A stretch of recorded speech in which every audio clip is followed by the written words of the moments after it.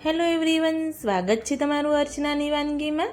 તો આજે હું અહીંયા ઉનાળાની ગરમીમાં સ્પેશિયલ બનાવીને પી શકાય અને શરીરને ખૂબ જ એવી ઠંડક આપે તેવું કાકડી અને દહીંનું હું અહીંયા પૌષ્ટિક એવું પીણું બનાવીશ। તો કાકડી અને દહીંનો ઉપયોગ કરીશું અને સાથે સાથે એમાં જે મસાલા આપણે એડ કરીશું એ પણ ગરમીમાં ખૂબ જ એવી ઠંડક આપે તેવા આપણે ઉપયોગ કરીશું। જો તમને મારો આ વિડીયો પસંદ આવે તો સ્કીપ કર્યા વગર એન્ડ સુધી જોતા રહેજો। તો બે મીડિયમ સાઇઝની મેં અહીંયા કાકડી લઈ લીધી છે ને કાકડીને મેં ધોઈ અને લઈ લીધી છે। કોઈ પણ વેજીટેબલનો ઉપયોગ કરો તો ધોઈને જ કરવાનો। તો અત્યારે ઉનાળાની ગરમીમાં સરસ એવી ફ્રેશ કુમળી અને એવી કાકડી મળતી હોય છે, તો મને પણ વિચાર આવ્યો કે લાવ મારા બધા જ વ્યુઅર્સને આ રીતે કાકડીમાંથી પણ કંઈક પૌષ્ટિક એવું પીણું બનાવીને આ ગરમીમાં શેર કરું। તો બધી જ કાકડી આ રીતે આપણે ઝીણા એવા ટુકડા કરી દઈશું। રફલી એવા ટુકડા કરો તો પણ ચાલે। હું અહીંયા કાકડીની છાલ ઉતાર્યા વગર જ આ રીતે ઉપયોગ કરું છું। જો તમને છાલ ઉતારીને ઉપયોગ કરવો હોય તો તમે એ રીતે કાકડીની છાલ ઉતારીને પણ ઉપયોગ કરી શકો છો। તો આ બંને જે કાકડી છે એ બંનેના મેં આ રીતે ટુકડા કરી દીધા છે અને કાકડી અંદર બાઉલમાં લઈ અને એમાં આપણે દહીં લઈ લેવાનું। મેં અહીંયા અમૂલનું મોળું જે દહીં આવે છે એ લઈ લીધું છે।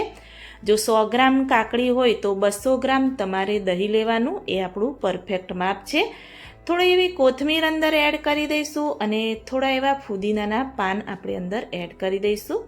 ફુદીનો પણ ઉનાળામાં ગરમીમાં ખૂબ જ એવી ઠંડક આપે છે અને મેં અહીંયા એક નાનું લીલું મરચું એડ કરી દીધું છે। થોડું એવું સ્પાઇસી મારે જોઈતું હતું એટલે મેં લીલા મરચાંનો પણ ઉપયોગ કર્યો છે। ચપટી જેવો આપણે કાળા મરીનો પાવડર એડ કરીશું, ચપટી જેવું ટેસ્ટ અનુસાર સંચળ પાવડર એડ કરીશું અને થોડું એવું ટેસ્ટ અનુસાર હાફ ટેબલ સ્પૂન જેવું શેકેલા જીરાનો અંદર પાવડર એડ કરી અને આ રીતે મિક્સ કરી દઈશું। મેં અહીંયા મીઠાનો ઉપયોગ નથી કર્યો, સંચર પાવડર મેં અંદર એડ કર્યો છે।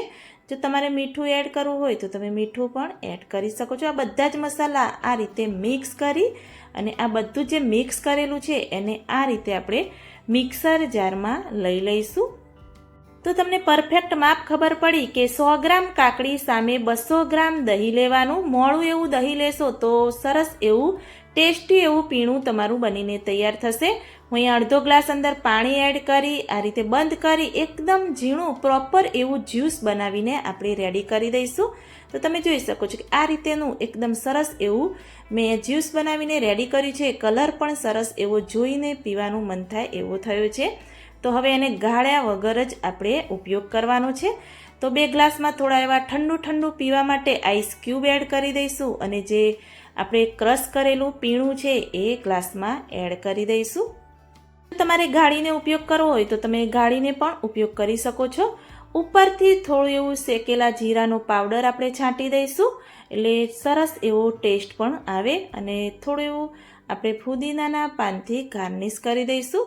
તો રેડી છે આપણું દહીં અને કાકડીનું પૌષ્ટિક એવું પીણું જે ઉનાળાની ગરમીમાં આપણા શરીરને ખૂબ જ એવી ઠંડક આપે છે અને શરીર માટે પણ ખૂબ જ એવું હેલ્ધી છે। તો તમે પણ એકવાર ચોક્કસથી ટ્રાય કરજો અને મારી રેસીપી સારી લાગી હોય તો મારી ચેનલને લાઇક, શેર, કમેન્ટ કરજો। મળીએ